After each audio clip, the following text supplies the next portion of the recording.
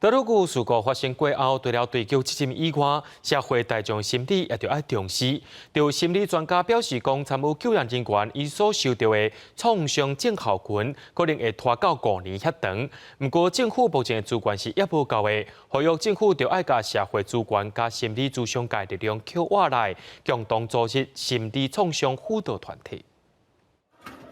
代替台陆国号事故救援人员从第一线救灾，看到真侪残忍的画面，拢刻伫心内。国民党智库国家政策基金会14即天邀请专家开记者会，表示政府若敢若针对受难者的家属，亲友做个案追踪是无够的，就要扩大重视全民的心理创伤。例如说，像国防部性别的文化掺进去之后，大家会担心啊，我今天如果去使用了这个0402专案，我会不会被我的长官认为我的抗压力不足？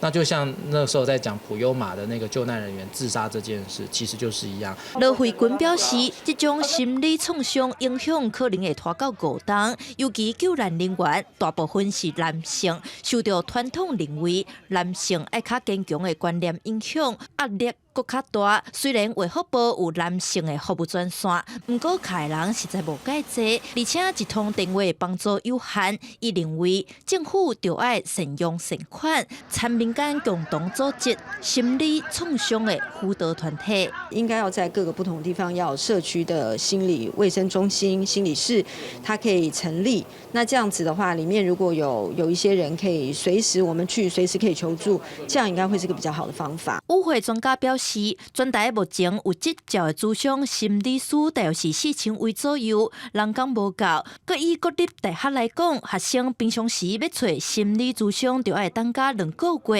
这摆事故嘛有师生受影响，资源定着会搁较吃力。因是呼吁政府应该结合社区，建立心理辅导团体，补充人工。记者陈雅文曾派文台北报道。